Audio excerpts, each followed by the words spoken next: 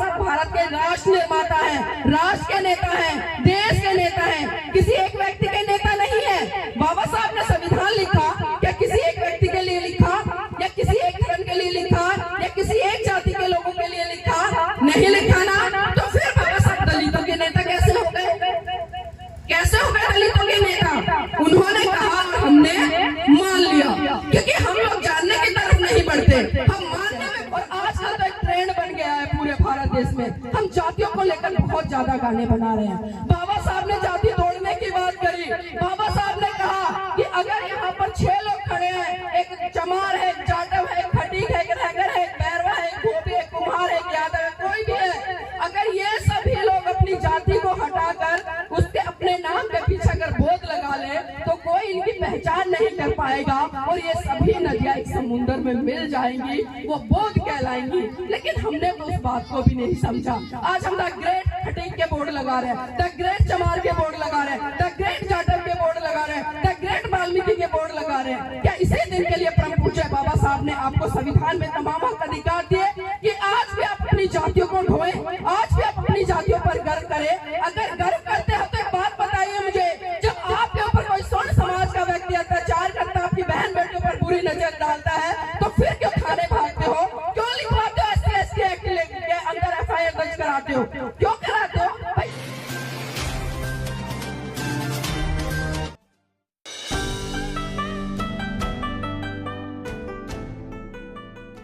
मैं दिल्ली से 800 किलोमीटर चलकर आई हूँ, मेरा भी परिवार है, मेरा भी बच्चा है, और मैं आपको बता दूं पिछले 1.5 महीने से लगातार मैं अपने घर से अपने बेटे को छोड़कर जगह जगह जाकर कार्यक्रम और मंचों को संबोधित कर रही हूँ। मेरे घर में भी 5 दिन पहले मृत्यु हुई है 19 साल के बच्चे की, उसको छोड़कर भी मैं देखे समाज के बीच में हूँ। पीड़ा है, समझती हूँ मैं कि आज भी कहीं न कहीं मेरा बहुजन समाज कर्म कांड आडम्बर तरह तरह की चीजों में उलझा हुआ है, और जो मेरे बहुजन समाज का पैसा है, खून गाड़ी पसीने की कमाई है, वो उसको ना तो अपने बच्चों की शिक्षा पर लगा रहा है, ना अपने रोजगार के लिए लगा रहा है। अगर वो लगा रहा है तो उनको उन कर्म कांडों, उन पूजा पाठों में लगा रहा है जिनको पे लगाने के लिए परम पूज्य बाबा साहब ने उन्हें मना किया। क्योंकि मैंने बात करी भारत को पौध में होने की, ना तो हम भारत को पौध में कर पाए, और दूसरा जो सपना था परम पूज्य बाबा साहब का, वो अक्सर कहते थे, सोचते थे, और संविधान में भी आपको अधिकार दिया कि मेरे बहुजन समाज का तबका इस देश की सत्ता पर राज करे। कितने लोगों ने इस बात को समझा? अगर मैं उत्तर प्रदेश का उदाहरण लूं तो हमने देखा कि 4 बार यहाँ पर बहुजन समाज के लोगों ने अपनी एकता दिखाई और कहीं ना कहीं सत्ता के मजे भी चखे। लेकिन जैसे ही हम सत्ता में आए, जैसे ही हमने संसाधनों का उपभोग करना सीख लिया, हम बहुत जल्दी आलसी हो गए, और हमने अपने आप को इतना बड़ा समझ लिया कि अरे हम तो इस देश के शासक बन रहे हैं। ऐसा शासक बनना नहीं होता। शासक बनना है तो सीखिए उन लोगों से जो लगातार 100 साल तक मेहनत करते, जो अपनी संस्कृति को बचाने के लिए, सामाजिक आंदोलनों को मजबूत करने के लिए लगातार घर घर जाते, जो सुबह 4 बजे शाखाएं लगा देते हैं। क्या उनसे हम लोगों ने सीखा? हम तो ये चाहते कि आज ही बीज बोए, कल पौधा उगाए, वो बड़ा हो और परसों फल आए और तीसरे दिन उस पर फल लग जाए। ऐसा ही सोचते हैं ना? क्या ऐसे हम काम कर पाएंगे, या ऐसे हम बाबा साहब के सपने को साकार कर पाएंगे? विडंबना है, दुख होता है कि दोनों सपनों में से हम एक भी सपना साकार नहीं कर पाए। अभी कोई कीर्तन जागरण हो जाए ना, वहाँ पर मेरे समाज की बहन बेटियां देखे कितनी भारी संख्या में चली जाएंगी, पूरा दिन भूखी प्यासी बैठी रहेंगी, घर पे खाना तक नहीं बनाएंगी। लेकिन जब अपने समाज के, अपने महान पुरुषों की बातें होती है, उनके विचारधारा को बढ़ाने के लिए चर्चाएं होती हैं, उसमें आप बिल्कुल भी सक्रिय रूप से भूमिका नहीं निभाती है। बहुत सारे लोगों को मेरी बातें बुरी लगती है, मैं कड़वा बोलती हूँ लेकिन सच बोलती हूँ। आप खुद सोचिए कि आज इस भारत देश में हमारी क्या स्थिति है, क्योंकि बाबा साहब की दोनों बातों में से हमने एक को भी नहीं माना। अगर आज हम सत्ता पर ही काबिज होते तो कम से कम आज जो जाति के आधार पर हमारे ऊपर अत्याचार, शोषण हो रहे हैं, शायद वो नहीं होते। अभी पिछले दिनों अयोध्या में राम मंदिर में एक बहुजन समाज की बेटी के साथ में बलात्कार हुआ। आप सभी जानते होंगे, जो नहीं जानते तो मैं बता रही हूँ। मैं पल पल खबर लगती, क्योंकि पूरे भारत देश में अगर मैं उत्तर प्रदेश और राजस्थान की बात करूं तो ये 2 राज्य ऐसे जहां पर जाति के आधार पर सबसे ज्यादा अत्याचार और शोषण होते हैं। इंद्र मेघवाल की घटना आपको याद होगी, एक मासूम बच्चे को सिर्फ इसलिए मार दिया कि उसने अध्यापक के घड़े से पानी पीने का काम किया। और ये पहली बार नहीं हुआ है,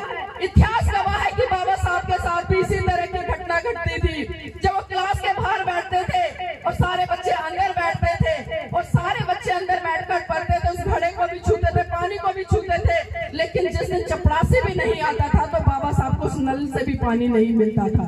और आज उन्हीं बाबा साहब के त्याग समर्पण बलिदान के कारण आज हम बिस्लरी का पानी पी रहे हैं। लेकिन हम उनके एहसानों को भूल गए, उनकी कुर्बानी को भूल गए। सिर्फ नौकरियां मिल गई, अपने संसाधनों में लिप्त हुए और अपने बीवी बच्चों और टीवी में मस्त हो गए। क्या इसी दिन के लिए परम पूज्य बाबा साहब ने 4 बच्चे कुर्बान किए? क्या इसी दिन के लिए उन्होंने अपनी जीवन संगनी की कुर्बानी दी? क्या इसी दिन के लिए उन्होंने अपने तमाम संसाधनों की कुर्बानी दी कि मेरा बहुजन समाज थोड़ा सा सुख भोगे और सारे जो त्याग समर्पण है उनको भूल जाए? मेरी बहनों, मैं बाबा साहब के जीवन से जुड़ी हुई पर जरूर जिक्र करना चाहूंगी, क्योंकि मैं चाहती हूँ कहीं ना कहीं मेरे समाज के युवा बहन बेटियां बाबा साहब के उस त्याग समर्पण को समझे और कहीं ना कहीं अपनी आंखें खोले और अपनी आंखें खोलकर उस ज्ञान को अर्जित करे, उस ज्ञान को फिर जन जन तक प्रचारित और प्रसारित करने का काम करे।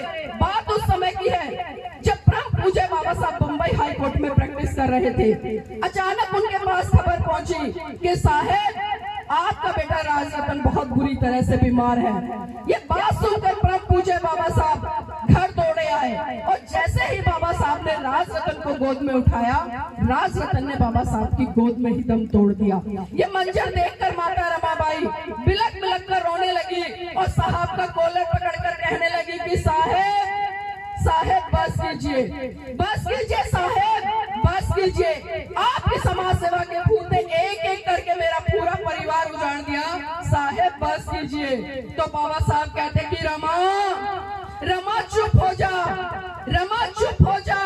रमा तू तो रो भी सकती है, लेकिन मेरी तो आंखों के आंसू ही सूख चुके हैं कि प्रतिदिन मैं अपने समाज के हजारों बच्चों को मरते हुए देखता हूँ। रमा चुप हो जा। तो माता रमाबाई फिर कहती है कि साहेब मैं आज फिर चुप हो जाऊंगी, लेकिन आप मुझे एक बात बता दीजिए कि जब आप अपने बेटे राजरतन को गोद में खिलाया करते थे तो बड़े हर्षोल्लास के साथ कहा करते थे कि रमा मेरा बेटा राजरतन एक दिन बड़ा होकर इस देश पर राज करेगा। तो साहेब आज राजरतन तो इस दुनिया में रहा नहीं, अब मुझे ये बता दीजिए कि बड़ा होकर अब इस देश पर राज कौन करेगा? तो बाबा साहब राजरतन के पार्थिव शरीर पर हाथ रखकर कसम खाते हैं और कहते हैं कि रमा मैं भारत देश में एक दिन ऐसा काम करके जाऊंगा कि भारत की हर रमा की कोख से जन्म लेने वाला राजरतन इस देश पर राज करेगा, इस देश पर राज करेगा। और वो राज परम पूज्य बाबा साहब संविधान के अंदर देकर गए। एक वोट देने तक से लेकर एक शासक बनने तक का अधिकार, एक चपरासी से लेकर एक राष्ट्रपति बनने तक का अधिकार। लेकिन हमने अपने वोट की वैल्यू को समझा ही नहीं। हमने एक अध्याय में अपनी वोट की वैल्यू को बेच दिया, हमने 500 रुपए में अपनी वोट को बेच दिया, हमने कम्बल में अपने वोट की वैल्यू को बेच दिया, हमने एक साड़ी में अपने वोट को बेच दिया। मुझे याद आती है साहब मान्यवर काशीराम जी की वो बात जब वो कहते थे कि जितनी सुरक्षा, जितनी देखभाल मेरा ये बहुजन समाज अपनी बहन बेटियों की करता है ना, अगर इतनी सुरक्षा, इतनी देखभाल जिस दिन इसने अपने वोट की करनी शुरू कर दी ना, तो इस देश का ये हुक्मरान बनेगा और किसी की हिम्मत नहीं होगी कि वो आपकी तरफ आंखें उठाकर भी देख ले। लेकिन हमने अपने महान पुरुषों को समझा ही नहीं, सिर्फ उनकी जयकार में उलझ गए, उनकी जयंतियों में उलझ गए, उनके कारवा को निकालने में उलझ गए। और कैसे कारवा, डीजे बजाया, टीका लगाया, गुलाल लड़ाया, नए नए गाने बजाए, सिर्फ उन पर उलझ गए। और आजकल तो एक ट्रेंड बन गया है पूरे भारत देश में, हम जातियों को लेकर बहुत ज्यादा गाने बना रहे हैं। बाबा साहब ने जाति तोड़ने की बात करी। बाबा साहब ने कहा कि अगर यहाँ पर 6 लोग खड़े हैं, एक चमार है, एक जाटव है, एक खटीक है, एक रैगर है, एक बैरवा है, एक गोपी है, एक कुम्हार है, एक यादव है, कोई भी है, अगर ये सभी लोग अपनी जाति को हटाकर उसके अपने नाम के पीछे अगर बोध लगा ले तो कोई इनकी पहचान नहीं कर पाएगा और ये सभी नदियां एक समुद्र में मिल जाएंगी, वो बोध कहलाएंगी। लेकिन हमने तो उस बात को भी नहीं समझा। आज हम द ग्रेट खटीक के बोर्ड लगा रहे हैं, द ग्रेट चमार के बोर्ड लगा रहे हैं, द ग्रेट जाटव के बोर्ड लगा रहे हैं, द ग्रेट वाल्मीकि के बोर्ड लगा रहे हैं। क्या इसी दिन के लिए परम पूज्य बाबा साहब ने आपको संविधान में तमाम हक अधिकार दिए कि आज भी आप अपनी जातियों को ढोएं, आज भी आप अपनी जातियों पर गर्व करें? अगर गर्व करते हो तो एक बात बताइए मुझे, जब आपके ऊपर कोई स्वर्ण समाज का व्यक्ति अत्याचार करता है, आपकी बहन बेटियों पर बुरी नजर डालता है, तो फिर क्यों थाने भागते हो? क्यों लिखवाते हो SC/ST एक्ट के अंदर FIR दर्ज कराते हो? क्यों कराते हो भाई? जातियों पर जब गर्व करना है, आप खुद बोलो तो अच्छा और दूसरा कुछ कह दे तो बहुत बुरा। हमारे खुद के दोहरे मापदंड है, क्योंकि हमने बाबा साहब को समझा ही नहीं, बस हम जैसे कार में उलझ गए हैं। बाबा साहब ने कहा कि मैं किसी भी समाज की उन्नति इस बात से आता हूँ कि समाज की महिलाएं कितनी पढ़ी लिखी हैं और कितनी जागरूक हैं। आज कितनी बहनें ऐसी हैं जो यहाँ पर ग्रेजुएट हैं, बीए किए हैं, पर हाथ उठाना एक भी नहीं है। हमारे पास में एक ऐसा महामानव है जिसने विश्व में गौरवान्वित इस समाज को किया, क्योंकि बाबा साहब जिस समाज से आते हैं उस समाज के लोग उन्हें नहीं जानते, और जो लोग जानते हैं वो बाबा साहब की योग्यता को जाति के आधार पर बहुत छोटा करते हैं। मैं आपको बताना चाहूंगी कि कोलंबिया यूनिवर्सिटी में 300 साल का इतिहास खंगाला गया और उसमें बताया गया एक सर्वश्रेष्ठ स्टूडेंट कौन होगा। तो 300 साल के इतिहास में आपको जानकर आश्चर्य होगा, 100 लोगों की लिस्ट बनाई और उन 100 लोगों में से 25 लोग ऐसे रहे जो किसी न किसी देश के राष्ट्रपति प्रधानमंत्री बने, 25 लोग ऐसे रहे जो बड़े बड़े बिजनेसमैन बने, 20-25 लोग ऐसे रहे जिन्होंने अलग अलग क्षेत्र में काम किया, कुछ लोग ऐसे रहे जिन्होंने साहित्य के क्षेत्र में काम किया। लेकिन पहले नंबर पर अगर किसी को उपाधि मिली, वो किसको मिली पता है? बाबा साहब को। तो बताइए हमारे लिए गर्व का विषय है या नहीं है? है या नहीं है? अमेरिका के राष्ट्रपति पूर्व बराक ओबामा, उन्होंने साफ साफ कहा कि अगर डॉक्टर अंबेडकर हमारे देश में पैदा होते तो हम उन्हें दुनिया का सूरज कहते। लेकिन क्या हमने समझा कि बाबा साहब को दूसरे देश के राष्ट्रपति कह रहे कि वो अगर हमारे देश में पैदा होते तो हम उन्हें दुनिया का सूरज कहते, और भारत के लोग क्या कर रहे हैं? उन्हें जाति के आधार पर उनके कद को इतना छोटा कर रहे हैं। दूसरे कर रहे हैं तो चलो समझ में आता है, लेकिन हम खुद लोग उनके कद को इतना छोटा कर देते हैं। हम बार बार कहते हैं हमारे बाबा साहब, हमारे बाबा साहब, हमारे बाबा साहब। बाबा साहब हमारे लिए, बाबा साहब भारत के राष्ट्र निर्माता हैं, राष्ट्र के नेता हैं, देश के नेता हैं, किसी एक व्यक्ति के नेता नहीं है। बाबा साहब ने संविधान लिखा, क्या किसी एक व्यक्ति के लिए लिखा, या किसी एक धर्म के लिए लिखा, या किसी एक जाति के लोगों के लिए लिखा? नहीं लिखा ना। तो फिर बाबा साहब दलितों के नेता कैसे हो गए? कैसे हो गए दलितों के नेता? उन्होंने कहा, हमने मान लिया, क्योंकि हम लोग जानने की तरफ नहीं बढ़ते, हम मानने में बहुत ज्यादा विश्वास करते हैं। आप क्या अयोध्या नहीं, अभी 1-1.5 साल पहले एक भव्य मंदिर बना, उसमें एक पत्थर की विशाल मूर्ति रखी गई, और उन लोगों ने कहा कि हमने इस पत्थर की मूर्ति में प्राण प्रतिष्ठा कर दी है। अब एक सवाल है आपसे, क्या किसी पत्थर की मूर्ति में प्राण डाले जा सकते हैं? कोई ऐसा मंत्र है आज या पहले था? अगर होता तो मेरी बहनों, मेरे भाइयों, सोचिए, विचार कीजिए। इस भारत देश में जब कोरोना आया, एक भी परिवार शायद ऐसा नहीं बचा होगा जिसके घर से कोई भी रिश्तेदार, नाता, भाई बहन, चाहे दादा, मामी, टाटा, पापा जो भी है वो ना गए हो। अगर इन मंत्रों में इतनी शक्ति होती तो आज वो सारे लोग जो कोरोना पीरियड में लाखों लोग मरे भारत देश के, आज वो हमारे बीच में होते ना।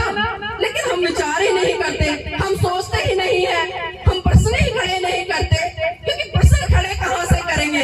आज जिस तरह से भारत की जो व्यवस्था, और खासकर मैं शिक्षा के क्षेत्र में बात करूं, तो धीरे धीरे आपसे शिक्षा छीनी जा रही है और आपके हाथों में कटोरा थमा दिया है। और माँ भी बड़े खुश होकर बच्चे को भेजती है, और बच्चा जब स्कूल से आता है ना, वो ये नहीं पूछती कि बेटा आज मैडम ने क्या पढ़ाया, क्या सिखाया, बल्कि ये क्या पूछती है, क्या स्कूल में क्या बना था। ऐसा है ना? हंसी आ रही है देखो सबको, ये सत्य है। और हमारे तो महापुरुष ने साफ साफ कहा, संत गाड़गे बाबा क्या कहते हैं कि टूटे फूटे बर्तनों में खा लेना, फटे पुराने कपड़े पहन लेना, लेकिन अपने बच्चों को शिक्षित जरूर करना। बाबा साहब ने भी कहा कि शिक्षा शेरनी का वो दूध है जो जितना पिएगा उतना दहाड़ेगा। बताओ हमने क्या इनकी बातों को समझा? हम शिक्षा की तरफ बढ़ ही नहीं रहे, हम सवाल ही नहीं कर रहे हैं। बच्चा स्कूल से आया, बैग पटक दिया, कोई ध्यान नहीं है। और एक चीज सबसे बहुत बुरी आजकल बहुजन समाज के युवाओं में मैं देख रही हूँ, नशे की लत। जिसको देखो गुटखा, दारू, शराब, सिगरेट, बीड़ी खूब पीता है। पीते हो ना? कितने लोग हैं ऐसे जो दारू पीते हैं? आपके चेहरे की स्माइल ही बता रही है कि आप सच बोल रहे हो, झूठ बोल रहे हो, हाथ क्यों नहीं खड़े कर रहे? अब खुद सोचिए कि जो आप ये नशे का सेवन कर रहे हैं, क्या आपके स्वास्थ्य के लिए अच्छा है? आपके परिवार के लिए अच्छा है? आप 500-600 रुपए एक दिन में दिहाड़ी में कमाते हो, उसमें से शाम को 100 रुपए की दारू पी जाते हो और दारू पीकर फिर गाली गलौज चले से करते हो, बीवी बच्चों को अलग से पीटते हो और फिर 4-5 साल क्या होता है, आपके फेफड़े खराब हो जाते हैं, होते हैं ना? किसी को कैंसर हो जाता है, किसी को मुंह का कैंसर, किसी को कहीं का कैंसर, और फिर जो पैसा जोड़ के रखा है उसको डॉक्टर के यहाँ लेके आते हैं। होता है ना ऐसा? क्या हमारे महापुरुषों ने कभी नशा किया या आपको नशे की तरफ प्रेरित किया?